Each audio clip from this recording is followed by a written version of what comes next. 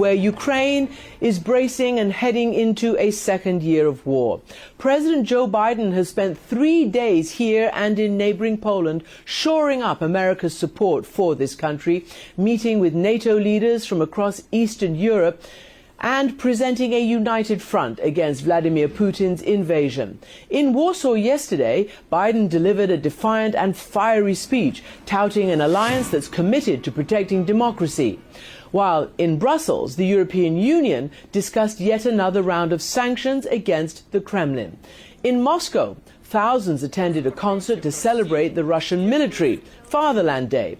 Putin described his war as, quote, our historical frontiers for our people. And just ahead of that concert, Putin held talks with top Chinese diplomat Wang Yi. The Wall Street Journal reports that President Xi Jinping will travel to Moscow himself in the coming months to meet with Putin in person. Now, as we said, Biden brought a loud and welcome message to Kyiv on Monday that there should not be a shadow of a doubt where America's support lies. After his walkabout with President Zelensky, we get the latest on the route ahead with Igor Zhovka. He's the deputy head of President Zelensky's office, and he's joining me now here in Kyiv. Welcome to the program, face to face here in Kyiv. We've spoken many times over the last 12 months. First, I want to ask you, what did it mean for you? Were you at those meetings with Biden? What did it mean for you? Well, the visit of President Biden was timely, was important, was symbolic, and was resultful. Timely because he came not only this important week of one anniversary, we can call it anniversary, 1 year after this open aggression. He came at the day of Heaven Hungry, the celebration of the Revolution of Dignity in 2014. He was also involved in these events. He was traveling to Kiev many times. He came with a concrete proposal on how further to support Ukraine in terms of weaponry, in terms of political, in terms of sanctions. And he sent a very strong signal to the aggressor, coming out of a sudden for aggressor at the center of Kyiv, who has to be ruined, according to their dreams, by this time, several times probably. But he came, he met my president, he saw Ukrainians resilient, withstanding a Russian aggression, and nearing the victory. And I'm going to play part of that bit of his speech yesterday, which basically sums up what you're just saying. He saw a Ukraine and a capital that had defied the worst case scenario that it would fall. This is what he said. 1 year ago, the world was bracing for the fall of Kyiv. Well, I just come from a visit to Kyiv, and I can report Kyiv stands strong. Kyiv stands proud. It stands tall. And most important, it stands free. Kyiv stands free, most importantly. Cast your mind back to this time, just about, anyway, February 24th last year. Just what were you thinking when it all unfolded, when it all got started? There was no time to think. We got, on our feet from the blasts across Kyiv, across other cities of Ukraine, across the whole Ukraine. There was no time to think. We all rushed to our working places. I rushed immediately to the office of the president. And we started this withstanding of aggression. Each of us on each own place. Soldiers started immediately to fight. Diplomats started to fight on the diplomatic front. The first phone call was coming, by the way, from President Biden at this day, and then many more phone calls followed. Then the leaders started to visit Kyiv, even still at the time when Kyiv was still under potential seizure of the Russian forces. And then you see almost every European leader and many world leaders have come to Kyiv. Kyiv is not only standing and will always stand. It's struggling, it's surviving, it will be definitely bringing the victory to all of us. Did you think that at that time, though? Because all your friends were saying that if this happens, it could fall in, a matter of days. Did you think at that time that Russia would show itself to be unable to capture this capital or much of the country? Well, I will not call them friends. They'll call military experts telling like, okay, 3 days, oh, not 3 days, but 5 days, and 1 week, then 2 weeks. Now we're having the 1 year war. And look, we proved that Ukraine and Ukrainians can do miracles on the battlefield. Practically having no Western weaponry in the beginning, but being able to fight. Then we are acquiring more and more Western weaponry, and we are able to liberate our territory. 50% of the territory which was captured by Russia after the open aggression on 24th of February has been liberated already, and ready to go further, provided we have enough weapon, ammunition, support, and will. So I'm going to follow up on what you said. It was a very resultful meeting, so I don't know whether you've got any more pledges of weapons. But first I want to put what President Putin said in his speech to his nation yesterday. And he basically said it is impossible that Russia will be defeated on the battlefield. This is what he said. We have done absolutely everything possible to resolve this problem peacefully. But a new scenario has been unleashed, and peace initiatives have been completely subverted by lies, hypocrisy. So, as you see, he's constantly saying that they tried to resolve it peacefully, that it's your fault and it's the West's fault, and they had to intervene to stop the aggression that the West had started here. I mean, I pretty much understand what you're going to say about it, but what do you think it's going to look like going forward from the Russian perspective? It's hard for me to comment the narrative or their way of thinking. I mean, how come you tell that they wanted peace and they start war? They tell that it's Ukraine who wanted war, and now Ukraine is suffering and Ukrainians are dying, and Ukraine is the first country to want peace. My president presented peace formula plan, 10 points, very clearly how to go from point to point in order to deprive Russia from its aggressive instruments, not only in the battlefield, but also in other areas like food security, energy security, environment, etc. How would it follow? How would it go on for Russia? I don't know. They probably will be trying to make the revanche in the coming days or months. Do you see that? You've talked a lot about it. Do you see any preparations for this big offensive?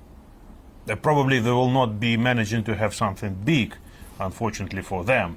But they are trying already and concentrating heavily their troops on the east of Ukraine in several points, trying to make this what is not happening to them for already 9 years. Remember, they were trying to capture Donbass starting from 2014. Now, after 9 years, they are still not captured Donbass. So this will be their obsession. This is their obsession to capture the whole territory of Donbass.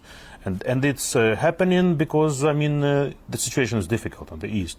But our armed forces are struggling, fighting back, standing, and again, provided enough weaponry, enough artillery, enough ammunition, enough armored vehicles, we will go to counteroffensive. The same may happen. They will think of having an offensive from the south of Ukraine. We managed to liberate part of the southern Ukraine, including the city of Kherson, but they were severely shelling at it. You saw what happened yesterday in Kherson. Right as he was speaking, by the way, in the parliament, his people were bombing and killing civilians in Kherson.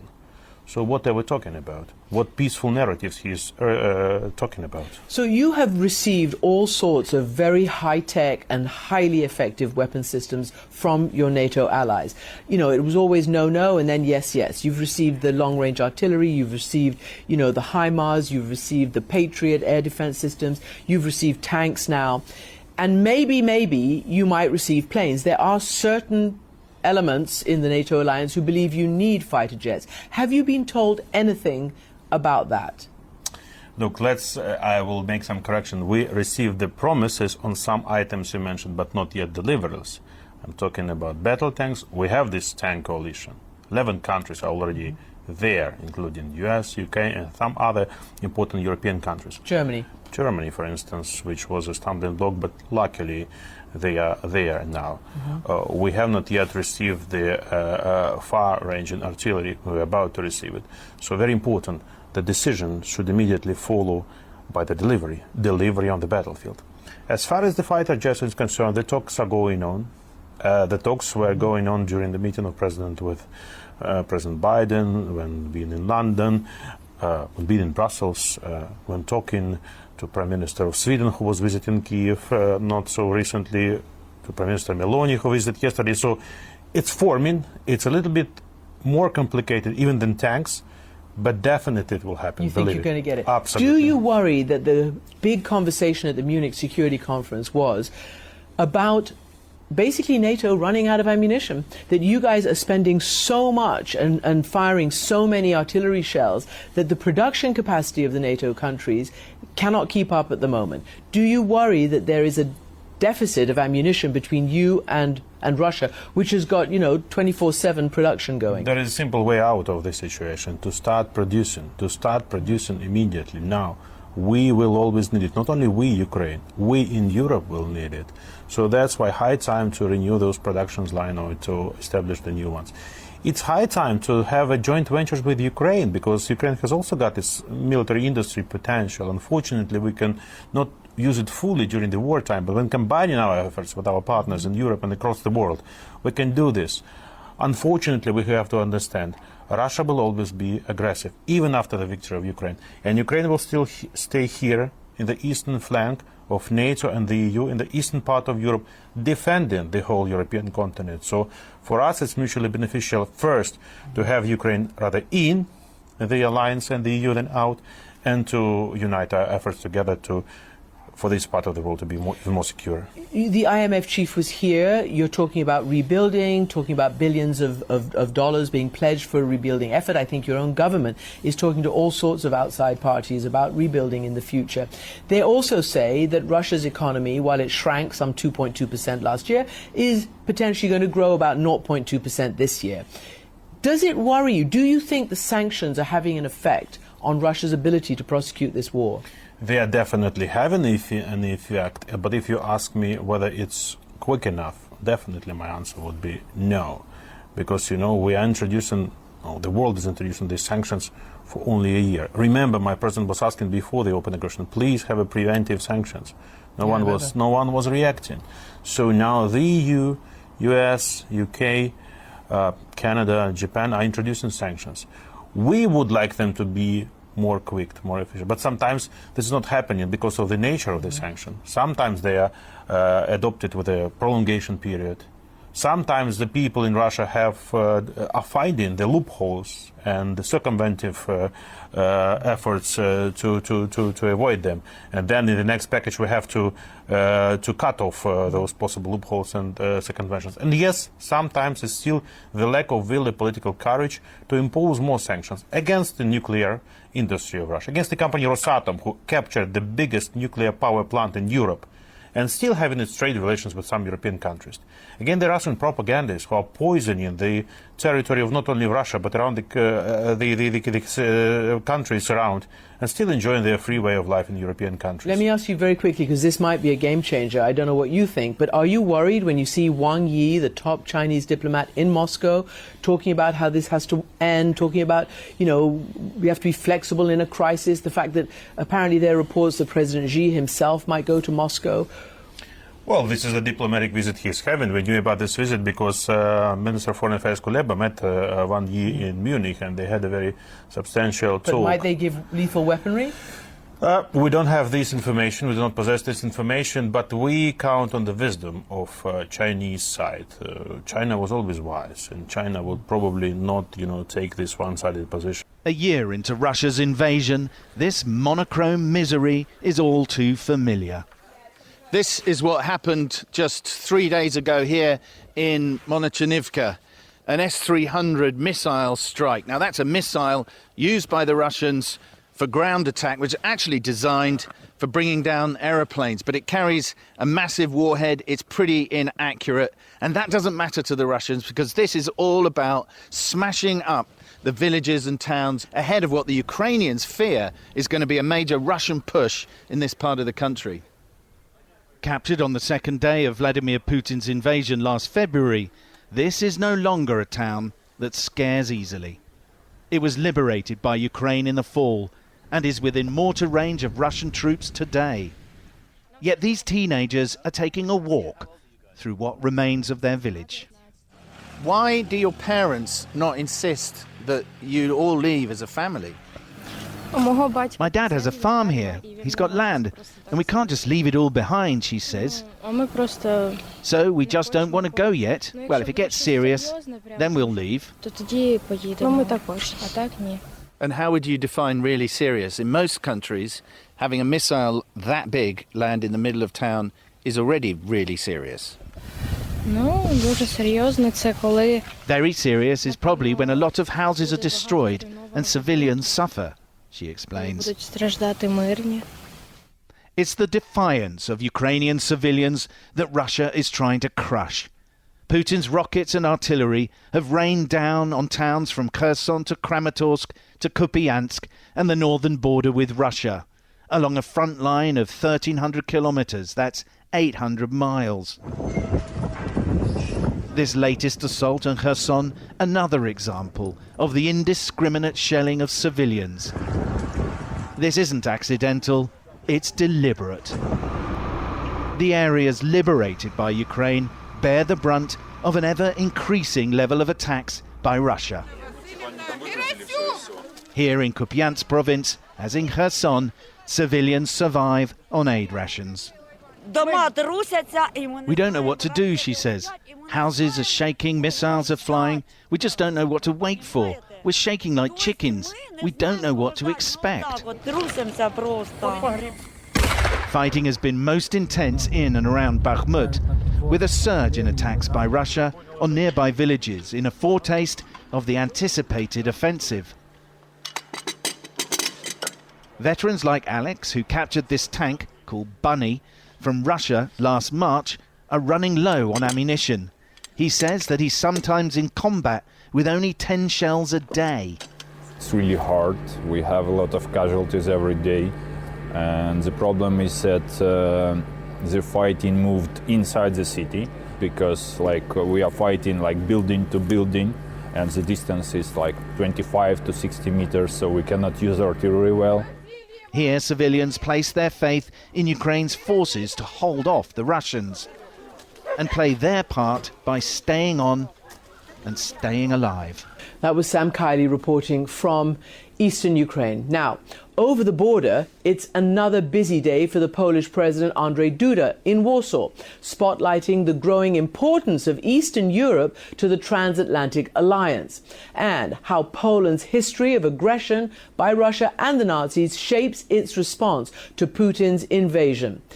Fresh from his meeting with President Biden, I spoke to President Duda about what more the Allies can do to secure a Ukrainian victory. President Andrzej Duda, welcome to the program.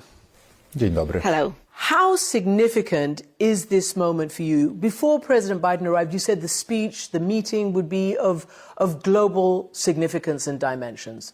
No, może zacznę od tego, że So let me start by saying that these 2 days, today and yesterday, this surprising presence of President Joe Biden in Kiev, to nieprawdopodobnie silny sygnał. it sends an incredibly powerful signal, a political and strategic signal. It is a demonstration of strength of the United States, indeed. It is like saying that the American leader, who as a matter of fact is the leader of the free world, is able to travel even where war is raging, even to a place where there is a potential danger. He is not afraid because the United States is strong enough to protect him. That is number one. And number two, he was there, and today he is in Warsaw. He gives his speech to the whole world, because we have to say it like this. This is the speech by the President of the United States. As I said, the leader of the free world. It is a speech addressed to the whole world.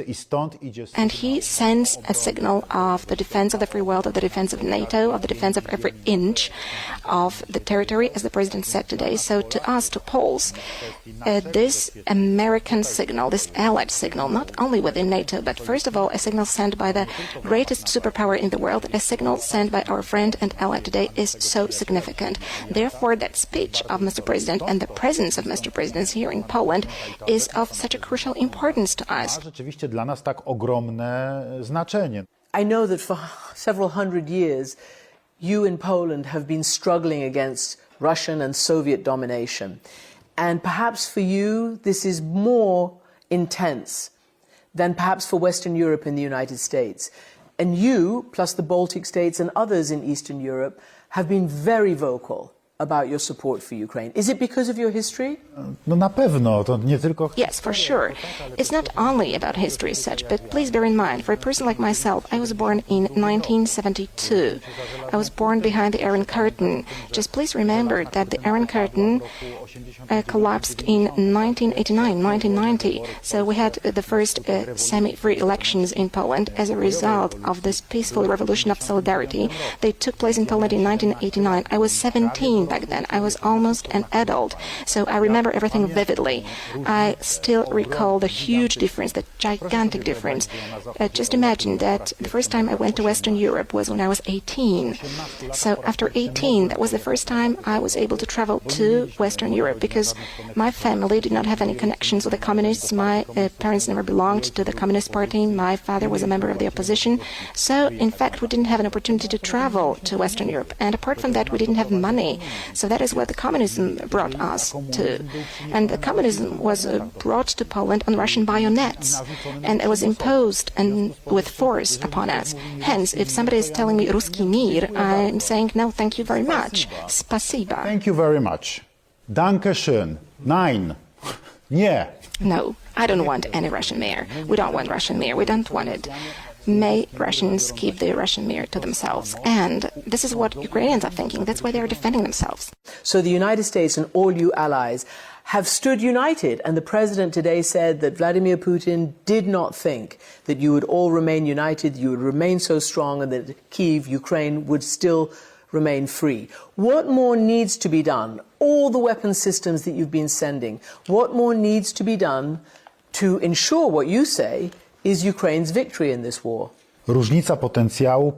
The difference of potentials between Ukraine and Russia is huge and obvious. Everybody actually expected that it would take 72 hours at the most, the defense of Ukraine, and after 72 hours Ukraine would fall, it would be captured by Russia. On the 23rd of February 2022, I was in Kiev. I talked to Volodymyr Zelensky just a couple of hours before the Russian invasion. And at the last moment, actually, we made it to the Polish border because we traveled by car back then. So we crossed the border, and right after that, Russian missiles struck. So I remember when I said goodbye to Volodymyr, Volodymyr told me, Andrzej, I do not know whether we would see each other again. That was a very powerful moment, a moving moment. And then he told me, if Putin thinks that he would control Ukraine, conquer Ukraine, just as they used to, as they did with Crimea in 2014, then he is mistaken. We have got 8 years of combat experience and thousands of people who were fighting on the front. We are going to fight till the end, till we drop. And that is what has happened. And they are fighting until today. So first of all, what they need is weapons, because the difference is huge in terms of quantity. What Russians have got today is old equipment, very old equipment. They are taking tanks from 1960s from their stocks, but they have those tanks and they're crushing. They've got this advantage of steel, of the mass, and they are crushing Ukrainians. There are 140 million Russians and less than 40 million Ukrainians. So this shows you the mobilization potential of Russia and the mobilization potential of Ukraine. So it's enough to look at these clear data to understand that under normal circumstances, unless Ukraine gets support, it has no chance of defending itself on its own against Russia. That is why Ukraine needs this support. It's indispensable. What kind of support can we offer to Ukraine as allies? What the United States is doing, what we are doing as Poland as well. We have donated to Ukraine 300 tanks from our stocks.